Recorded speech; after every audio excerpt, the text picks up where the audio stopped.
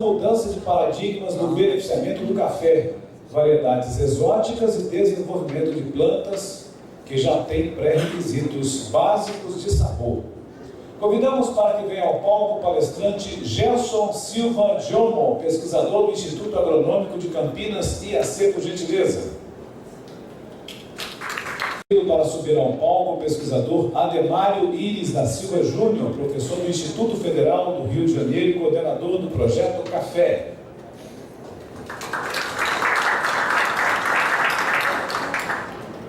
Também convido para integrar o painel o mediador Ney Susumu Sakiyama, da área de melhoramento genético do Departamento de Fitotecnia da Universidade Federal de Viçosa, UFV, por gentileza. Passo imediatamente a palavra ao nosso mediador, Ney Susumu Sakiyama. Boa tarde, então, a todos. É o primeiro fórum de sustentabilidade e notaram que eles estão testando diferentes tipos de procedimento aqui, né? É um palestrante sozinho, três palestrantes, todo mundo falando, dois palestrantes, depois um sozinho de novo e agora dois palestrantes falando e um mediador aqui para apartar dele. Vamos ver o que vai dar. Boa tarde, ou quase boa noite. Queria primeiro agradecer o convite de estar aqui, né, pela Semana Internacional do Café. Eu tenho uma apresentação em PowerPoint que vai começar daqui a pouco, mas eu vou primeiro dizer que eu sou um iniciante do mundo do café, noviço dele, tá? É o primeiro ano que eu estou trabalhando com café e vou contar um pouquinho da história de por que eu estou aqui, não toda, porque seria muito longo, só para dar uma ideia de por que esse projeto nasceu, né? Então, primeiro, lá na Serra do Caparaó, o pessoal começou a ter algumas coisas muito interessantes com café fermentado, né? O José Alexandre, em 2012, que foi um prêmio nacional, o café dele, na verdade, tinha ficado 24 horas dentro do saco fermentando. E ele ganhou o prêmio nacional. Isso, e depois, em 2013, né, o café do Elcio, né, ficou entre os 100 melhores do Brasil e ele tinha deixado o café fermentando por 5 dias. Né. E o Lenúcio Rodrigues teve um café pontuado com 83,5, que ficou 4 dias na sacaria, também em 2013. E agora, em 2014, aí talvez até quando a gente já tinha começado o projeto, né, que eu caí de paraquedas lá visitando a região, eu sou nascido na Serra do Caparaó, né, e aí fui lá, visitei, começamos a conversar, seria interessante investigar, e aí o pessoal da Santa Rita, né, já colocou intencionalmente um café 5 dias, né, na sacaria fermentando e teve uma pontuação de 84,5. E, bom, eu não tenho a pretensão de dizer que eu entendo muito de café, eu sou um químico, entendo um pouquinho de química e gosto de vinho. Então, vou falar um pouquinho do que a gente está tentando fazer para descobrir o que está acontecendo para o café sair bom com fermentação, que era até então um paradigma que era ao contrário, né? A gente nunca devia deixar o café fermentar de acordo com as informações que o pessoal de Caparaó me passou também. Tá bom?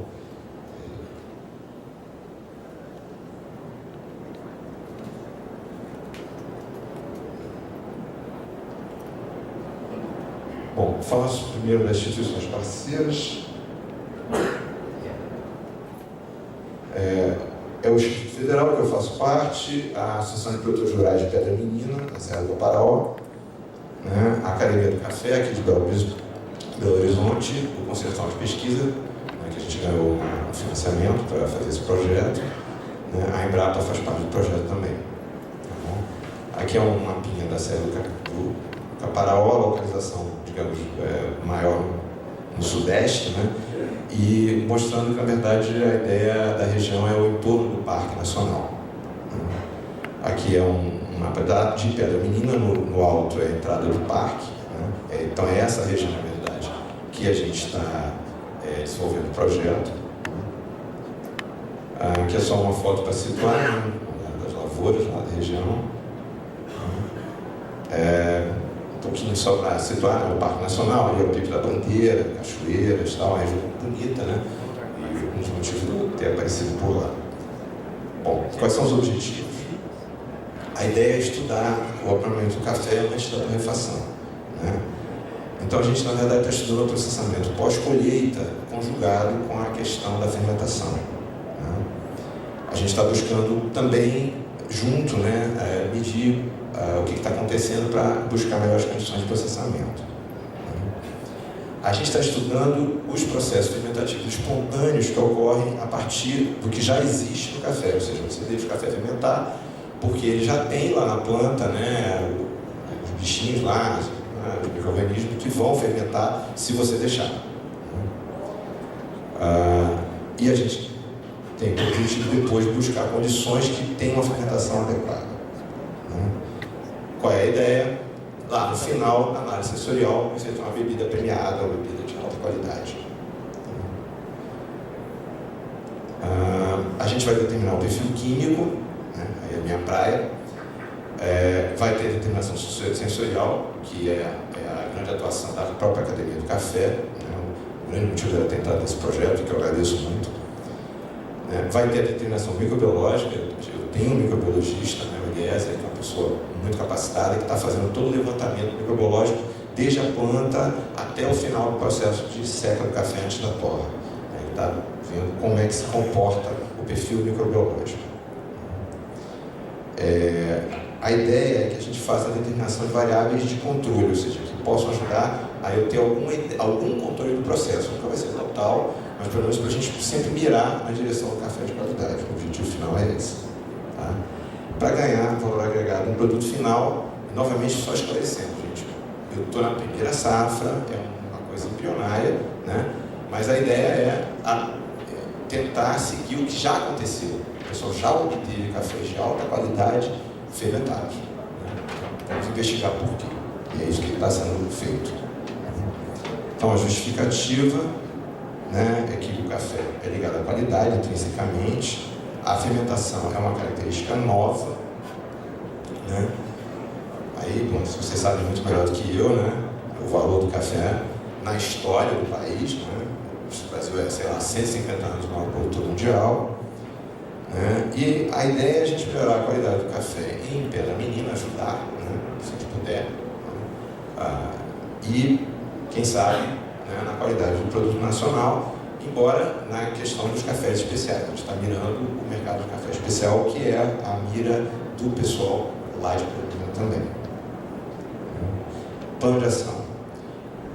A gente fez muitas discussões com os cafeicultores para identificar até quais eram as variáveis que eles achavam que deveriam ser medidas, né?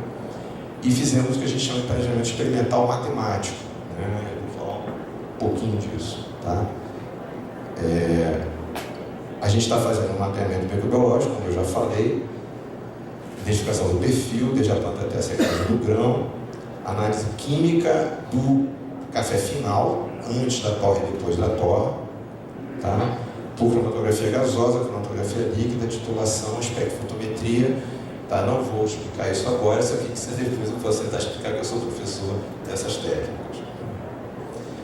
E, obviamente, como eu já destaquei, a análise sensorial para fazer a classificação final de cada variação de processo que a gente fez. Bom, o planejamento experimental vai guiar o tratamento de dados, porque eu quero ver a influência dessas variáveis, lá no final, na análise sensorial, fazer a correlação do que foi modificado no processo com a análise sensorial final, né? Como essas variáveis influenciaram, deve fazer um modelo, né?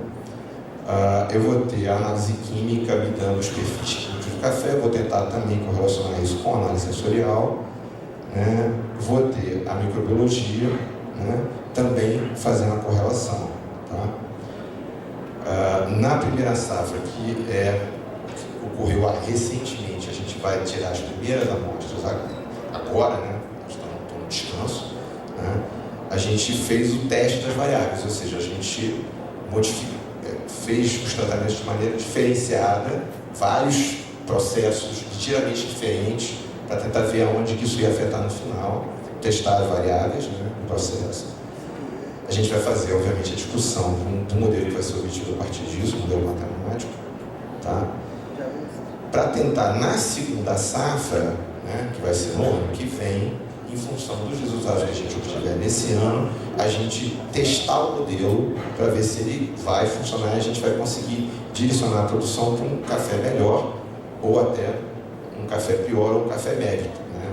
Por enquanto a gente ainda vai ter que discutir isso, né? A ideia na minha cabeça é testar o modelo em 3 níveis, né? Para a gente ver se ele está realmente funcionando, né? O que eu obtive com o café médio vai se repetir como médio, o que eu obtive como pior vai se repetir como pior, o que eu obtive como melhor eu fiz as condições, vai repetir como melhor. Se isso se repetiu, eu tenho um modelo empírico que está funcionando para aquela região. A ideia é essa, tá? E a gente vai tentar fazer, aí sim, no ano que vem, um planejamento microbiológico, que esse ano a gente está fazendo um mapeamento. O ano que vem em função desse mapeamento dos resultados obtidos, a gente vai tentar fazer um planejamento da parte microbiológica, talvez até inoculando, coisas desse tipo. Bom, eu vou falar um pouquinho de planejamento de experimento, me perdoem se for uma coisa, tipo assim, para quem gosta de matemática, mas eu vou tentar explicar. Tá? A gente vai fazer a modelagem, né, do experimento, já fizemos, na verdade, né? Fazendo essas perguntas que eu estou colocando aí, o que eu quero saber, né, como eu vou descobrir, o que afeta o meu resultado, como é que eu acho, mas eu vou medir para tentar saber. Né? Existe algum modelo matemático para essas coisas? Seria o primeiro ponto de partida. Né? Esse modelo se aplica ao meu caso? Né? Agora, quando não existe um modelo prévio, no caso do café, aparentemente não existe, tá? Ainda mais essa questão da fermentação, né? Eu vou testar a importância de cada variável, né? Vou ver se elas realmente afetam ou não, né? Vou tentar fazer isso, né? Direcionando o meu experimento para fazer isso, tá? Quer dizer, na verdade a gente já fez, vai medir, né? Quando ficar pronto, né? Vamos dizer assim. Essas variáveis afetam umas às outras? Isso também a gente consegue fazer essa modelagem, né? Se tudo correr muito bem. E eu vou tentar então descobrir um modelo que funcione, tá? Quando não existe esse modelo prévio, a gente pode tentar fazer. E aí, tentar descobrir o que a gente chama de ponto ótimo, que pode ser um máximo ou um mínimo, o que eu quero. Né? Bom, eu tenho modelos teóricos, que são equações universais, que a gente estuda, né? Nas faculdades, etc. Esses modelos podem não ter correspondência com o estado real. E é difícil aplicá-los diretamente porque eles são modelos ideais, né? E a situação não é ideal, normalmente. Né? Eu posso tentar modelos semi-empíricos, que também não é o caso, só estou colocando para dizer que existem essas opções, que eu vou tentar adaptar ao modelo teórico, vou tentar modificar equações que estão na teoria para a situação real, vou tentar... E esses modelos são interessantes que eu posso extrapolar para outras coisas, né? E eles, obviamente, têm maior aplicação porque eles são modelos adaptados.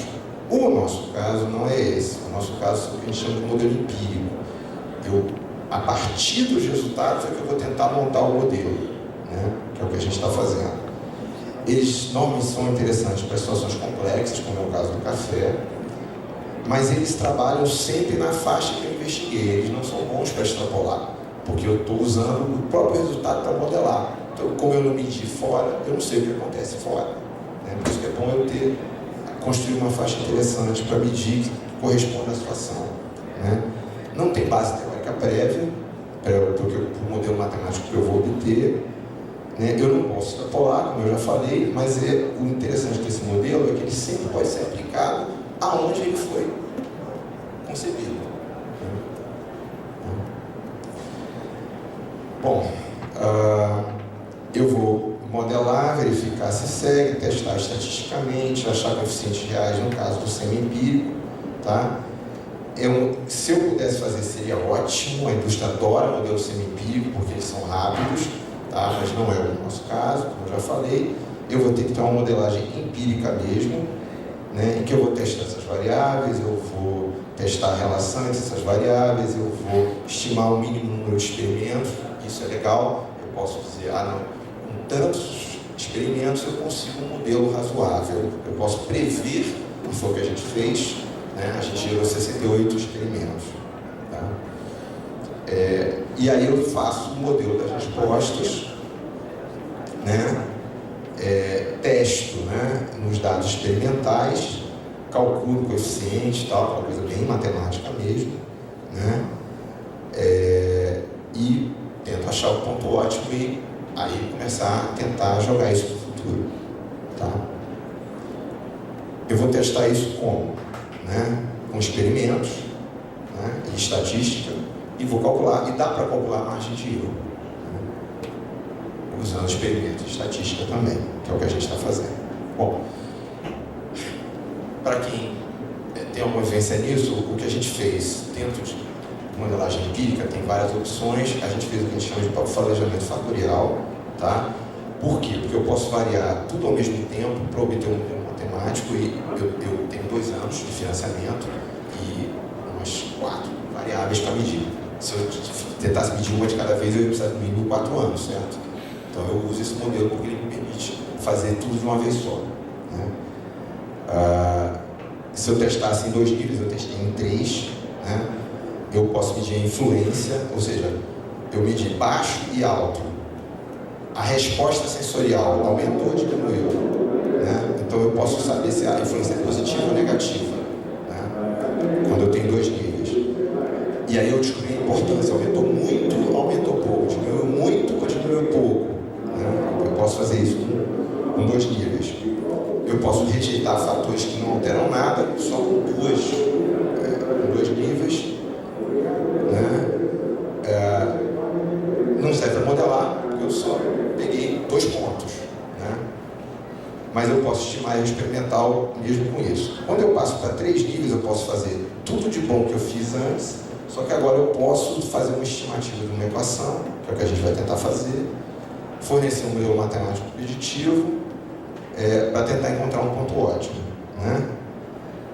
É interessante para eu fazer só com coisas que eu acho que sejam importantes, e aí a discussão com os produtores foi vital, para eu tentar entender o que poderia ser importante, né?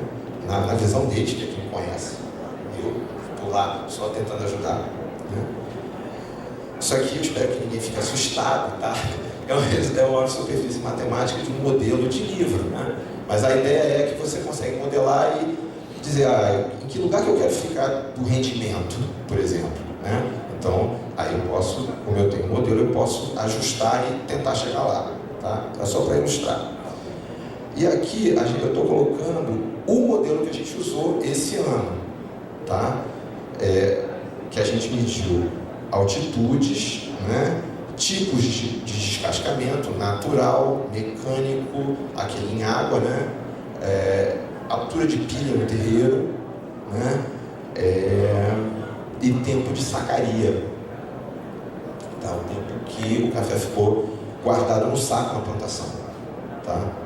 Que foi o acaso que deu os cafés bons, né? Super pontuados, lá no Caparaó, né?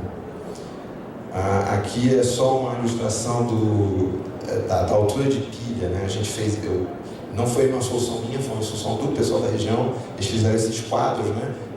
Quadros de áreas diferentes para colocar a mesma quantidade de café. Então, se você botar a mesma quantidade numa área menor, você tem uma pilha mais alta ou uma pilha mais baixa.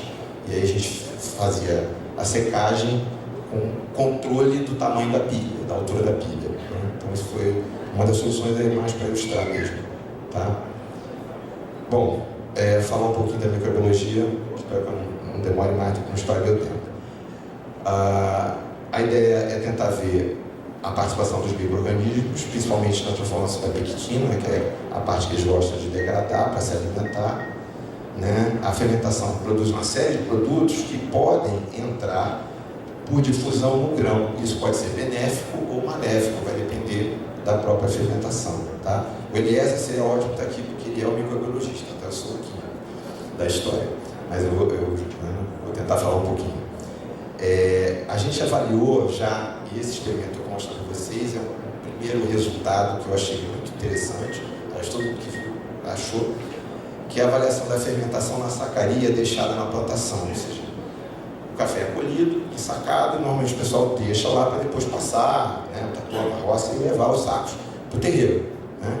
E se você deixar mais de um dia, 2 dias, 3 dias, o que está acontecendo dentro dessa sacaria?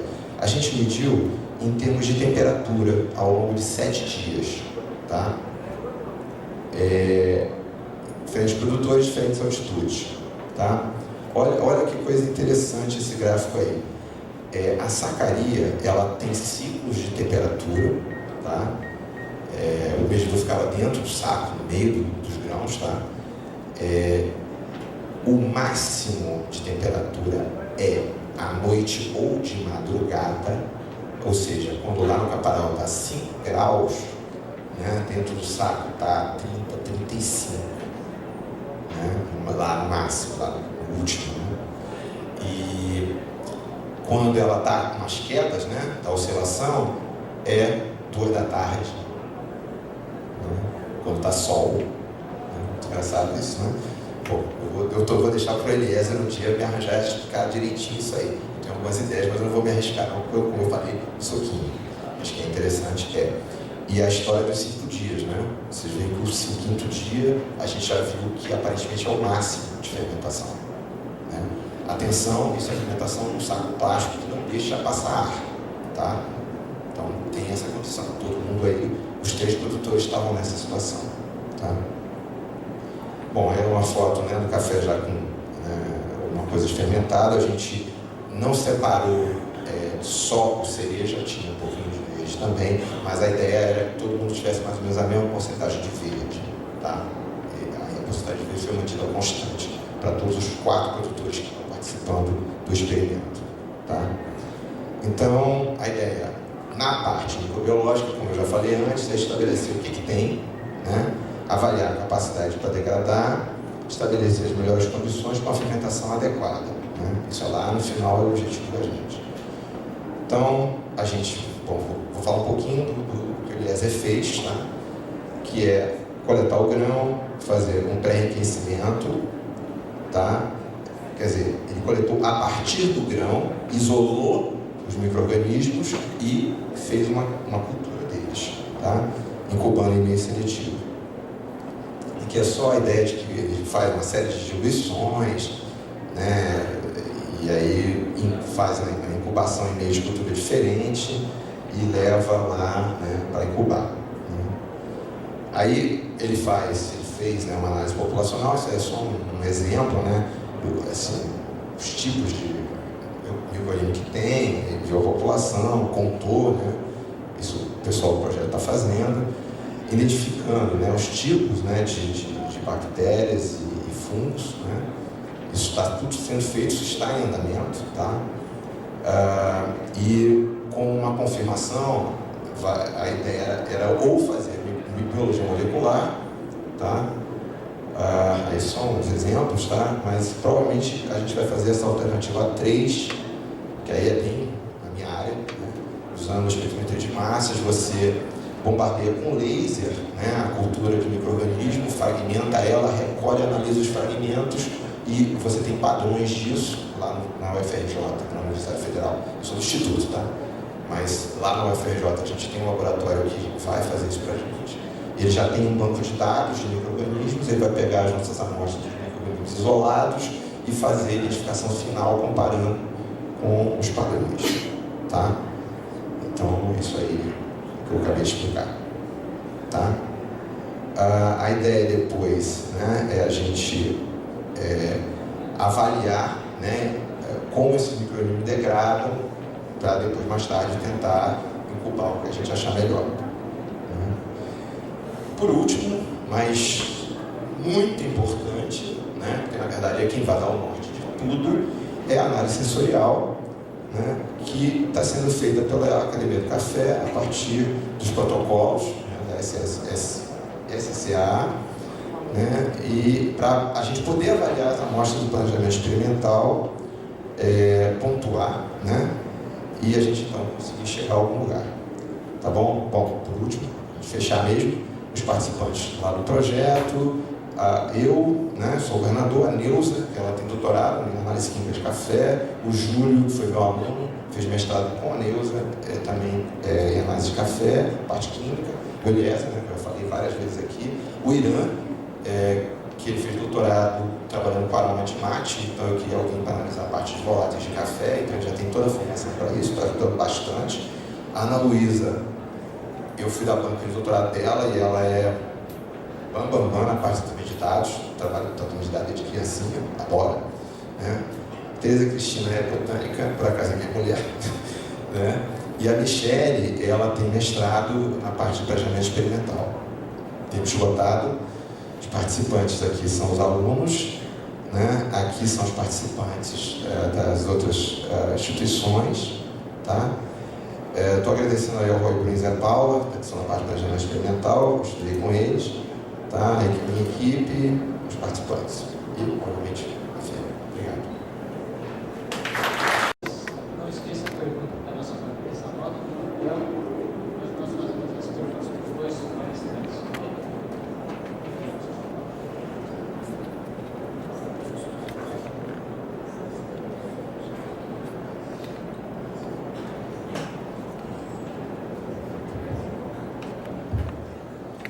Pessoal, boa tarde.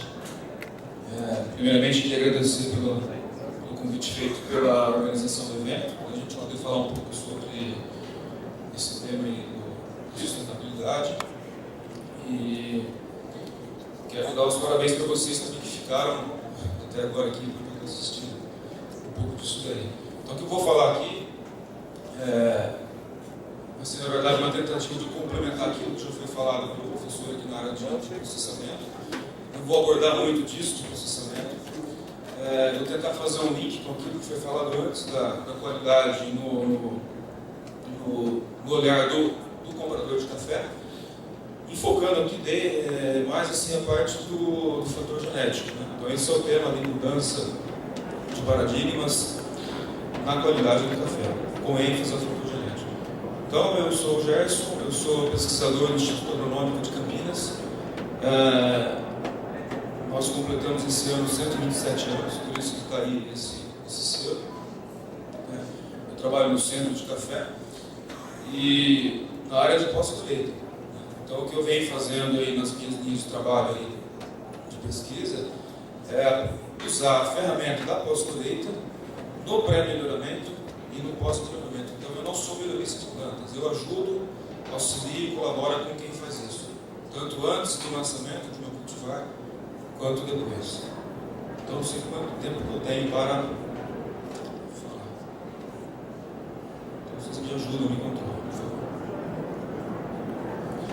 Então, aí, para a gente traçar um cenário da cafeicultura brasileira, né, de como que o Brasil está hoje, por que ele é o maior produtor de café, por exemplo, não é por acaso, né?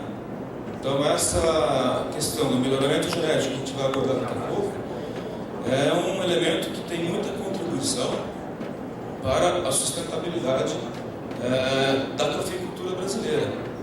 Né? Então, hoje o Brasil é grande produtor por quê? Ele tem talvez o melhor padrão tecnológico de produção. Produzimos 30, 40, 50, 60, 80, 100 sacas de café por hectare. Que lugar outro do mundo que faz isso? Nosso cultivo é plano-som, né? Potencializa a produtividade e fazemos uso de cultivares produtivos. Então aí, quando a gente vê aí que coloca 250% de acréscimo em produtividade, isso aí é o efeito do melhoramento genético ao longo dos anos, onde desenvolvemos, né, não só o IRC, mas o IAPAR, a PAMIG, o FV, a UFA, desenvolveram cultivares mais produtivos. Mas, detalhe importante, a qualidade faz parte da sustentabilidade. Né? E, infelizmente, esse fator é muito recente para nós brasileiros. Né? Somos muito bons em produtividade, somos o maior produtor mundial, o maior exportador, agora o maior consumidor. Mas a nossa qualidade, como já foi falado anteriormente, ainda não é aquilo que o comprador muitas vezes procura. Estou dizendo de bicho, nós somos bons em produzir commodity, né? Que é quase 90% do nosso café. E um ponto importante, aproveitando a palestra anterior, nós temos muitas falhas, professor, na área de pós-colheita. Nós não sabemos colher café e não sabemos processar.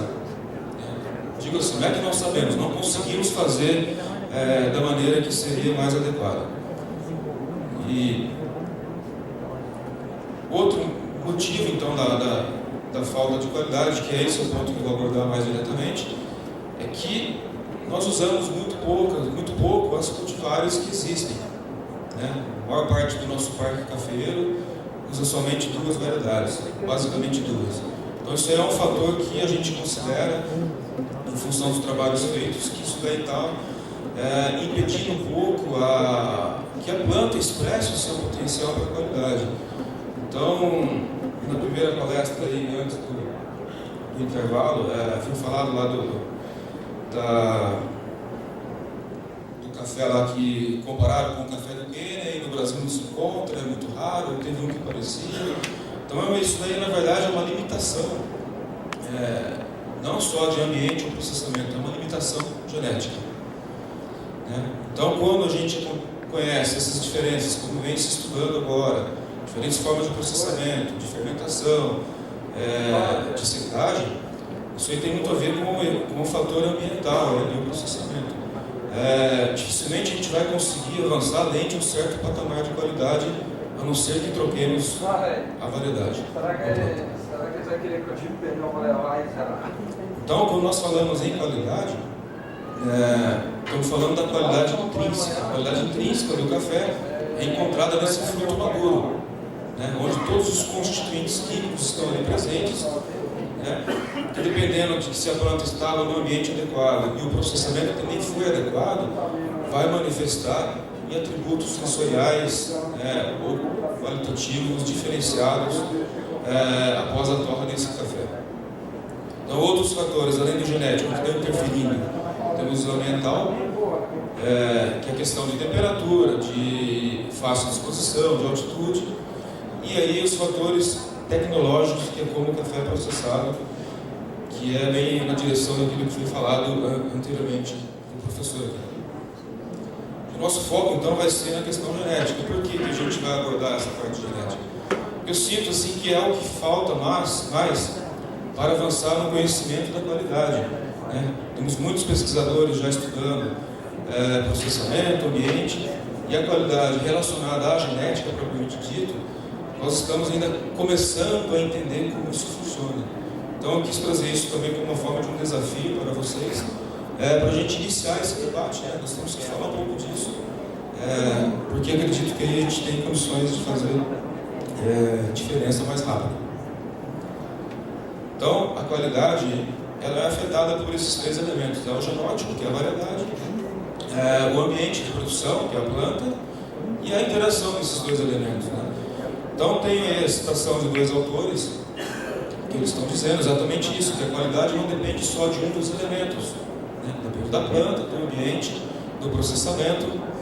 Então aquilo que eu estou falando não sou eu falando, é a literatura, são outros pesquisadores que estão buscando o mesmo objetivo de melhorar a qualidade. Então dessa interação de genótipo e ambiente junto com o processamento, a gente vai ter qualidade diferenciada. É importante frisar isso aí, não há dúvida de que cafés de diferentes cultivares apresentam sabores e aromas distintos, mesmo quando cultivados nas mesmas condições. Então o que é isso? Estou confirmando aquilo que eu estou falando. Cada variedade, se ela realmente tiver uma constituição genética distinta, vai manifestar uma qualidade diferenciada. Mais 3 citações de literatura de pesquisadores que estão trabalhando muito na África com esses assuntos aí, onde nós temos uma diversidade, principalmente na Etiópia e no Quênia, de variedades de café arábica. Lá estão encontrando exatamente isso. Sabor e aroma são determinados pelo genótipo. Então é a variedade que define sabor e aroma. Ou seja, serve como critério de seleção para o melhoramento. Bacana isso, Sabor, aroma e acidez, outros autores, também são afetados pelo genótipo, mais pelo genótipo do que pelo ambiente. Mais uma informação para o melhorista de plantas. Então, é possível selecionar variedades, plantas, porque essas características são definidas pelo genótipo, prioritariamente. Já a astringência, corpo e amargor são mais características afetadas pelo ambiente ou pelo processamento. Então essas não servem como critério para seleção num programa de melhoramento.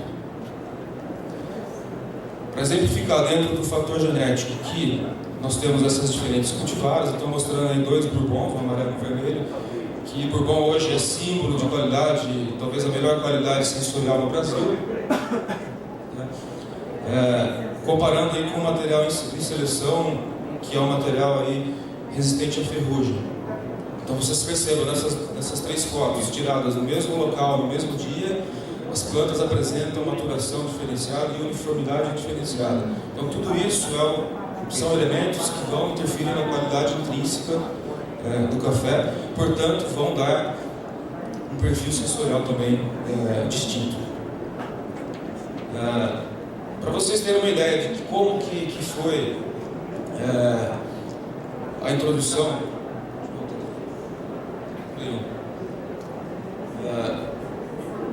como que foi importante esse melhoramento genético no Brasil, que iniciou no IAC em 1932, portanto estamos completando hoje, esse ano, 82 anos de melhoramento. Ele permitiu então chegar nessas cultivares mais produtivas que eu já falei antes, que Mundo Novo e Catuai, por exemplo, estão presentes em quase 90% da área plantada com café no Brasil. Permitiu o desenvolvimento e seleção das cultivares resistentes à ferrugem. Então, se hoje tem cultivar resistente à ferrugem, foi começado também lá no IAC, que são os icatus, os catimores, os sachimores. E para fazer melhoramento, é necessário que haja variabilidade genética, ou seja, tem que ter plantas diferentes. Então, como que foi feito isso? Foram introduzidas essas introduções de variedades. Algumas mutações que aconteceram, elas foram importantes para termos essa variabilidade. Então, eu vou falar um pouco desse histórico de introdução, só para vocês terem uma ideia, que muita coisa foi introduzida no Brasil. Temos típica, bourbon, próprio Sumatra, que é uma variação de típica, muitas variedades africanas foram introduzidas também na Índia, algumas outras pela introdução da Etiópia em 1964, depois híbrido de Timor e alguns outros tipos de bourbon. O que está em azul é aquilo que foi interessante ao melhoramento, que teve uso na prática.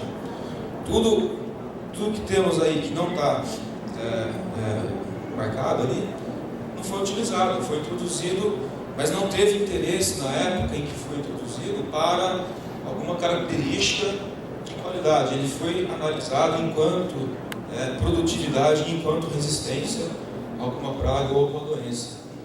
Então, o fator qualitativo que hoje nós percebemos que existe nessas outras introduções, somente agora nós estamos começando a entender e começando a aproveitar isso. Depois tivemos algumas mutações ou cruzamentos naturais, espontâneos, que é o próprio Maragogipe, amarelo de Botucatu, o próprio Laurina. Bourbon amarelo é um cruzamento, um provável cruzamento de Bourbon vermelho e amarelo de Botucatu. Caturra, quem é do Caparaó sabe bem essa história do Caturra, que foi lá que foi encontrada essa mutação do Bourbon. E depois o Mundo Novo. Então, desses materiais aí, Bourbon amarelo e Mundo Novo foram os 2 materiais que tiveram interesse e que seguiram no programa de melhoramento. Bourbon amarelo como representante de qualidade e Mundo Novo como representante de produtividade. Disso aí tudo que eu falei, de introdução, de mutação, cada instituição, depois do IAC, montou seu próprio programa de melhoramento e chegaram aí hoje, nós temos mais de 103 cultivares de café arábica registradas no Ministério da Agricultura para uso comercial. Então nós temos 62 delas são do IAC, 12 da EPAMIG, 13 do IAPAR e 16 do Pão Café.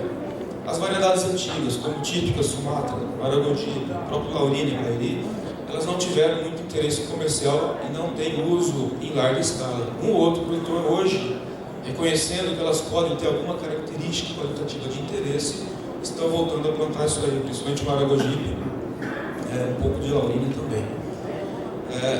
Laurina e Bairi que eu coloquei embaixo, apresentam excelente qualidade de café. Só que eles têm um empecilho, eles não produzem. Produzem como o padrão comercial brasileiro determinou que tem que ser feito. Então eles não são competitivos, então pouca gente planta. E uma informação que eu coloco aí, que quase todas as cultivares de café que hoje existem, dessas 103 aí, ou começaram ou foi utilizado material genético do próprio IAC. Então, isso é um elemento bastante importante. Daí eu pergunto, em função de tudo isso que foi feito, vocês acham que existe uma restrição genética à qualidade do café brasileiro? Pensam aí, depois vocês vão responder na hora das perguntas, caso queiram fazê-las.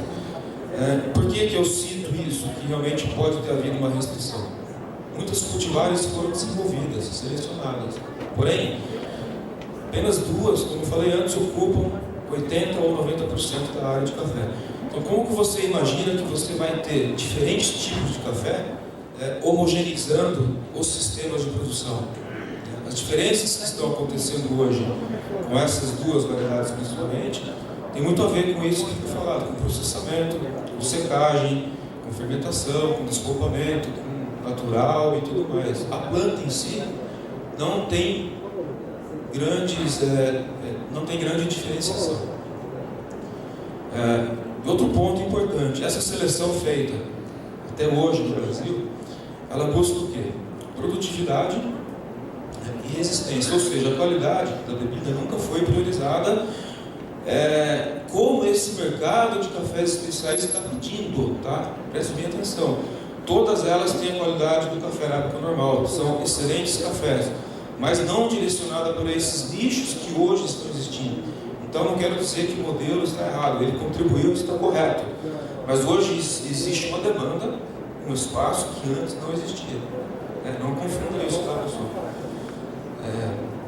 Então, em função desse uso comum de cultivares, e de poucas cultivares em uma área muito grande, nos leva a pensar isso aí numa base genética estreita, principalmente porque praticamente todos estão usando a mesma fonte de variabilidade para desenvolver as suas cultivares.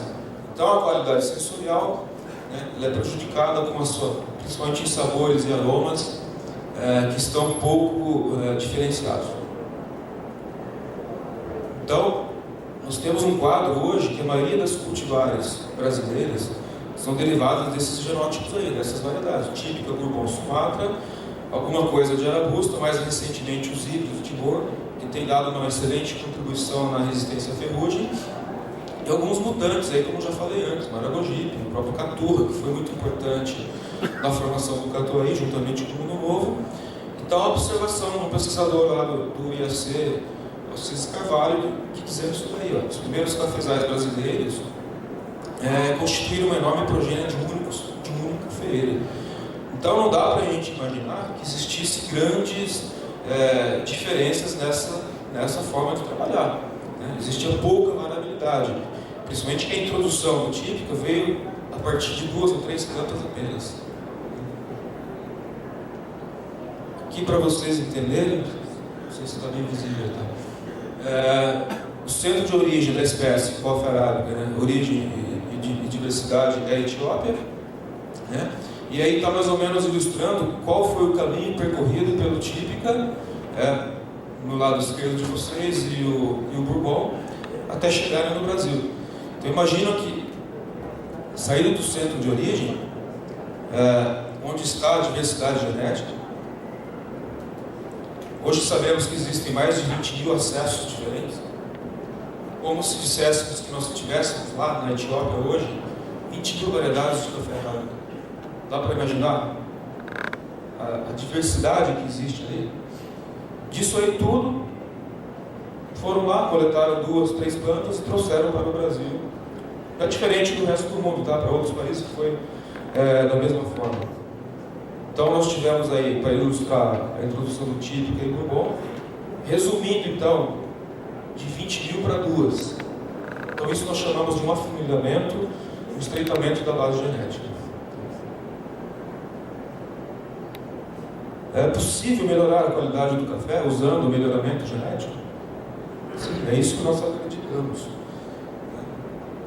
porque além de termos dado já a contribuição para a produtividade, que é um dos elementos da sustentabilidade, nós acreditamos que a qualidade é o segundo elemento da sustentabilidade, porque os dois juntos vão dar competitividade para a cadeia produtiva. Então aí a gente tem um esquema bem simplificado de melhoramento genético tradicional, clássico no Brasil, onde duas plantas de interesse são cruzadas, é feita a hibridação, depois é feita a seleção, até chegar numa população estável, que seria a 6ª geração, que seria então a nova cultivar idêntica a um desses pais que foram utilizados aí. Isso aí demora mais ou menos de 30 a 36 anos para fazer isso. Porque nós temos que avaliar diferentes gerações e cada geração de semente à primeira colheita demora-se de 4 a 6 anos. Então, melhoramento genético é um trabalho de muita paciência, é árduo e nós não podemos mais ficar esperando, nós temos que ganhar tempo. Esse é o modelo usado no Brasil até hoje, onde se visa então a estabilidade genética na geração para poder usar essa variedade por meio de sementes, propagação sexuada, que é o nosso modelo de agricultura brasileira. Alternativamente, o que nós estamos buscando fazer? Chamei de melhoramento alternativo, que nada mais é o aproveitamento de plantas híbridas, com a perspectiva de encurtarmos um ciclo de seleção. Então, daquelas mesmas plantas, nós vamos obter um híbrido, que é o híbrido F1. Em vez de nós seguirmos com autofecundações ou retrocruzamentos para a estabilização genética por meio de via sexuada, nós pensamos numa forma de clonagem, seleção de clones e clonagem. Se a cadeia produtiva entender que isso é uma mudança, é importante para acessar a possível qualidade que esteja nesse híbrido, então nós resolvemos em uma nova cultivar. Um prazo aí de 1/3 a metade do tempo necessário em relação ao método convencional. Porém, nessa forma de propagação, terão que ser usadas mudas, não existirá sementes. Então, essa é uma quebra de paradigma que eu coloquei como ponto a ser discutido, que é o que o pessoal do citro já faz, da seringueira já faz, do cacau já faz, da cana já faz, e o café. Nós vamos ficar embasados naquele modelo de 1727, ou nós queremos alguma evolução nesse âmbito de propagação de plantas? Essa resposta não deve ser minha, eu sou só um pesquisador. Quem usa a tecnologia é que tem que nos dar a resposta. Então, eu preciso que vocês nos ajudem a nos direcionar se isso é um caminho factível ou não. Ou então vamos esperar mais 30, 40, 50 anos até ter um café com uma qualidade diferenciada. Então, para fazer isso, é fundamental conhecer a qualidade. O que nós estamos fazendo? Prospecção de qualidade. Aquele universo de plantas que nós temos no banco de germoplasma, que hoje somam de 50 a 60 mil plantas diferentes, nós temos que prospectar, avaliar indivíduo por indivíduo, principalmente no caso dos híbridos. Então é importante essa identificação com elevado potencial, para quê? Para que o melhorista consiga usar isso no seu programa. Ele continua fazendo aquilo que ele já faz para a produtividade e dá mais uma oportunidade para fazer qualidade. Então nós temos aí tudo isso daí, acessos da Etiópia, variedades estrangeiras, variedades antigas, não comerciais, híbridos, outros mutantes. Isso tem que ser feito, é um trabalho anual, todo ano nós conseguimos fazer um pouquinho. Trabalhamos com cerca de 1.000, 2.000 plantas por ano, então dá para fazer tudo ao mesmo tempo. Isso aí tem dado resultado e está permitindo então o planejamento de outras aplicações, já com o foco na qualidade da bebida ou algum atributo químico. Além disso, é necessário que se faça naqueles híbridos um estudo de desempenho, para eu saber se aquele híbrido está pronto para ser utilizado comercialmente. Eu tenho que ter uma avaliação desse material em diferentes ambientes para saber duas coisas: se ele apresenta potencial ou qual a combinação dele nos diferentes ambientes e forma de processamento, que é isso que eu coloquei também. Muitas vezes nós descartamos algum material porque ele não apresentou um desempenho satisfatório, mas pode ser que aquele ambiente ou aquele processamento não tenha sido mais adequado para aquela planta. Então nós temos que estudar diferentes ambientes. Então isso aí vai permitir a identificação de cultivares promissoras para produção de cafés especiais, mas não são os cafés especiais que nós estamos falando aí hoje, né? Café especial diferenciado, pensando num café exótico, características de interesse ao consumidor e características químicas também. Eu vou apresentar mais algumas transparências só, porque o tempo está esgotado, mas elas são importantes para a nossa conclusão. Então, o que já foi encontrado nisso? Variabilidade para fatores sensoriais, atributos sensoriais e químicos. Vocês estão vendo aí aqui que já encontramos um projeto que está bem avançado, isso da cafeína. Nós temos plantas, uma pré-cultivar com menos de 0,1% de cafeína, encontrada dessa forma aí. E aqui tem um resultado feito em 2009 da potencialidade desse trabalho que nós estamos fazendo. Então, se vocês observam aí algumas introduções, nem tanto a nota é boa sim, a metodologia da SCA, mas a descrição do perfil sensorial é muito interessante, né? Esse perfil sensorial aí e alguns atributos que estão colocados, não os encontramos facilmente no Brasil, principalmente se considerarmos que eu estou em Campinas a 650 metros de altitude.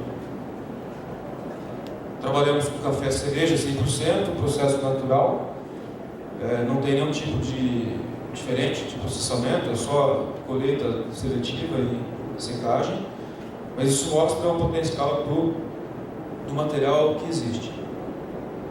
Aí comparando um híbrido já feito com duas cultivares aí, percebo que o híbrido, que é o primeiro em azul, tem uma qualidade sensorial superior à cultivar comercial ou a outros híbridos também.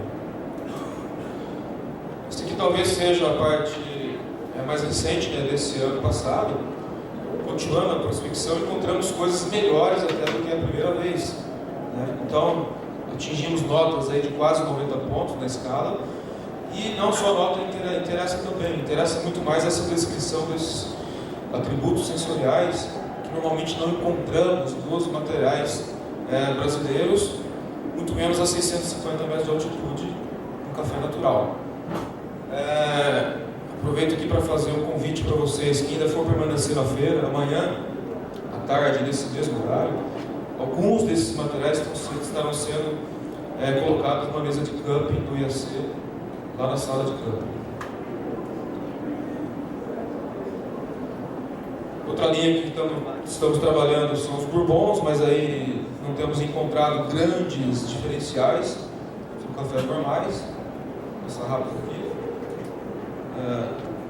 O que nós fizemos no ano passado foi exatamente isso que pretendemos fazer. Talvez alguns aí de vocês se identifiquem nessas fotos aí. Que foi meio que uma brincadeira. Vamos colocar esses cafés, vamos ver se então. Não é percepção só do degustador, nem só a minha, nem é a percepção já do público que entende e sabe o que está buscando.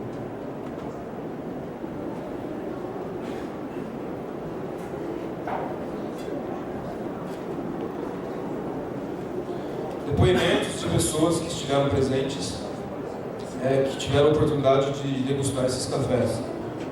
Então acredito que essas opiniões elas serão multiplicadas à medida que mais pessoas tenham acesso a esse tipo de café. Todos são cafés ainda experimentais, mas acreditamos que eles encerram um enorme potencial para serem aproveitados. Mais duas aí.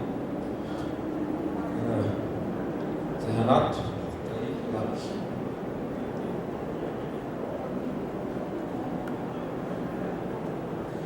Como considerações finais, eu coloco isso aí. Então é necessário que as nossas pesquisas sejam feitas com foco na qualidade. Nós precisamos fazer isso cada vez mais. É necessário aí também a busca por novas cultivares que tenham qualidade sensorial. É preciso ter equilíbrio entre produtividade e qualidade. Não adianta ter um café muito excepcional, diferente, se ele não produz. E necessário para ter sustentabilidade, atender esses quesitos econômicos, sociais e ambientais, com ciência e tecnologia. Esse que é o nosso foco. Eu trabalho em uma instituição de ciência e tecnologia. Nossos experimentos são de 80, 70, 50, 60 anos. Nós temos uma responsabilidade muito grande no lançamento de cultivares ou de tecnologias e tudo mais. Então, nós temos que ter a repetibilidade da informação. Por isso que o melhoramento demora 10, 15, 20, 30 anos. É um trabalho árduo. Então, acredito que fazendo isso daí, com certeza o melhoramento genético com produtividade, qualidade, é uma ferramenta fundamental para a sustentabilidade da cafeicultura brasileira. Muito obrigado. Desculpa pelo avanço do tempo. Estava tendo uma frase muito interessante do palestrante anterior, Felipe Seco, ele disse o seguinte, eu notei aqui, quanto menos sabor de café normal, melhor. Essa frase eu copiei aqui, vou escrever no meu apostilo, botar o nome dele direitinho, os alunos dele, não é isso? Quanto menos sabor de café normal, melhor. Então você agora que está produzindo café mole, se for um mole normal, está ruim. Tem que ser diferente. E aí que entra a palestra do Gerson. O ambiente vai fazer diferença. A variedade vai fazer diferença. A pós-colheita vai fazer diferença. Então esses cuidados são importantes. Outra frase que eu gosto muito é do Dr. Alcides Carvalho, uma modificação. Eu não ouvi porque eu não tive o prazer de aula com ele, mas ele disse: o Brasil é um imenso cafezal oriundo de poucas plantas. Duas verdades grandes. O Brasil é só café mesmo. E a outra verdade que era oriundo de poucas plantas. Uma única planta que veio lá, que tinha lá em Amsterdã, no Jardim Botânico, é que deu origem ao nosso cafezal todo inicial. De uma planta, uma espécie autógama, que significa que se reproduz por autofecundação, e que, portanto, entra em homozigose, que entra numa restrição genética muito maior ainda do que o canético, por exemplo, uma única planta que dá origem a mudas bastante várias, que dão origem à nossa cafeicultura. 3 introduções foram importantes, então quase não aparece, vou ser mais breve aqui. O típica, o Sumatra e o Bourbon. O típica e o Sumatra os dois são típicos. O típico do Sumatra, o típico e o Bourbon são considerados variedades botânicas, eles são bem diferentes. A nossa sorte foi que o produtor trouxe o Sumatra e o produtor trouxe o Bourbon. Os produtores trouxeram depois o Iacês mudou eles. E o Alcides Carvalho, o antes dele, fez o cruzamento entre o Sumatra e o Bourbon e produziu um mundo novo. E depois deu origem, usado por Catu, ao Catuaí. Então, essa curiosidade do produtor buscar novidades é que fez com que a cafeicultura fosse o sucesso que é hoje, com as variedades Catuaí e Mundo Novo. O produtor tomou a iniciativa. O Catuaí e o Mundo Novo, eles são tão bons, que os produtores se acomodaram. Ficaram só no Catuaí e Mundo Novo. São 103 variedades à disposição dos produtores, de pesquisa de 40 a 50 anos. Está à disposição de vocês. Não precisam mudar isso. Por quê? Para ser diferente, vocês precisam jogar com esses três fatores que eu falou. É a genética, é o ambiente onde você está, você pode dar adequação, sombrear, espaçamento, etc. E a pós-colheita, a tecnologia. Então esse é o desafio realmente atual de produzir um café diferente. E a linha que o doutor, desculpa, Ademar, que eu conheci hoje, o Ademar levantou a questão da microbiologia, por exemplo. Há uns 15 anos, mais ou menos atrás, a UFV teve uma tese de doutorado e estudou endofíticos. Endofíticos são micro-organismos que vivem dentro do café. Já estão lá dentro, não vem de fora não, já estão lá dentro. Cresce junto com o pé e vai por dentro e vai nessa frente. É uma população enorme, né? Tanto de micro-organismos de fora, mas ele fiz como os endofíticos. É isso, pode estar fazendo diferença. Em cada ambiente, a microbiota é diferente. É isso que você está falando. E dentro do café também. Nós todos temos um monte de micro-organismo dentro da gente, né? O café também. Todos os seres vivos. Então, realmente, são mudanças de paradigmas que estão sendo estudadas e o produtor precisa ficar atento a essas mudanças. Queria aplicar duas perguntas.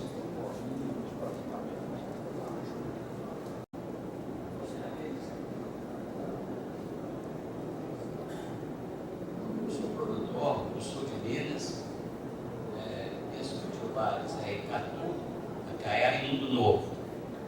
Então, a primeira pergunta seria o seguinte: dessas cultivares, tendo em vista a sua apresentação, qual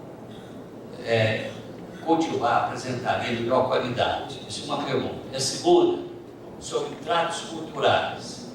Se existe alguma interferência dos fertilizantes, na forma desses fertilizantes, na qualidade do produto café de qualidade. Por favor, você pode repetir as cultivares que eu tenho? Catuari? Icatu, o Acaiá, Mundo Novo. Então, eu diria que você tem basicamente duas, né? Porque Acaiá e Mundo Novo têm a mesma origem, a mesma descendência, apenas uma seguiu por uma seleção, no caso do Acaiá, para um tamanho de semente um pouco maior. Mas Acaiá é o mesmo, geneticamente é o mesmo que Mundo Novo, né? Derivado daquele cruzamento da do Bourbon com o Sumatra. Já o Icatu, é possível que você consiga alguma coisa diferenciada, porque ele tem alguma introgressão de cofa-canéfora através do acústico, que foi usado na época para buscar resistência à ferrugem. Então, as três representantes de cofa arábica, as três têm potencial para dar uma excelente qualidade. Mas não espere grandes diferenciações em termos de atributos sensoriais, porque elas têm limitações de outra natureza, né? Essa qualidade que eu mostrei, ela está presente em outros genótipos. Quanto à adubação, o manejo do solo, sombreamento, formulação diferente, logicamente tudo isso tem uma interferência, sim, muito pouco conhecida, por sinal, ainda no Brasil.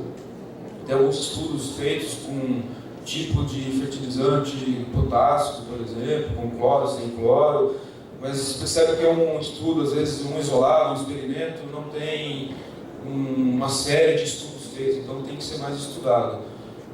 O que eu quero dizer para o senhor é que se o manejo for feito de forma adequada, de acordo com aquilo que a espécie exige, o senhor vai ter boa qualidade, que seria obter uma bebida mole. Bebida dura não é referência de qualidade.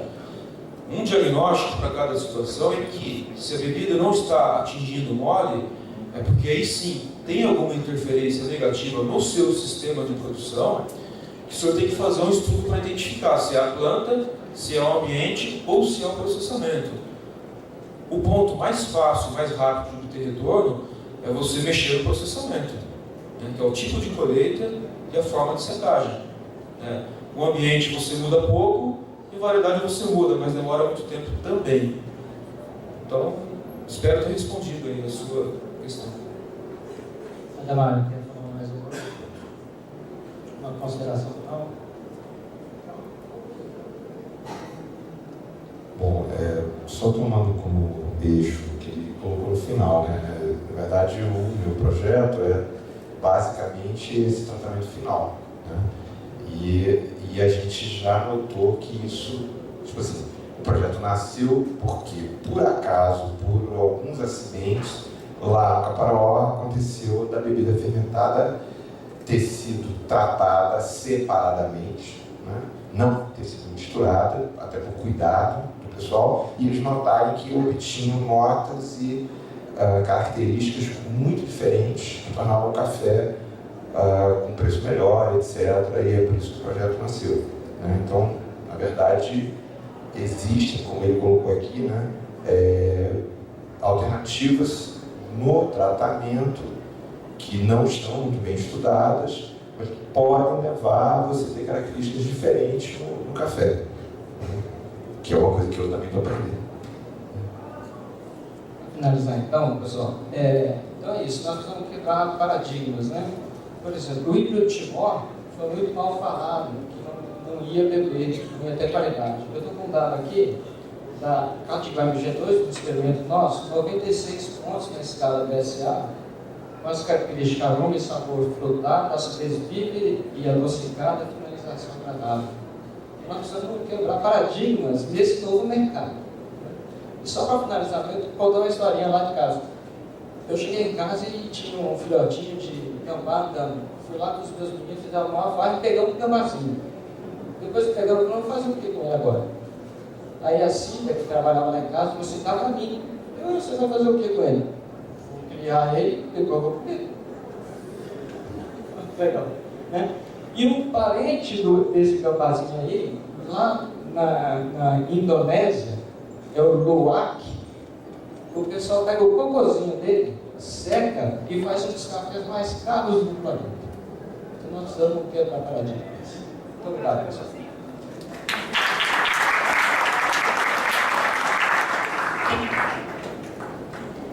Gostaria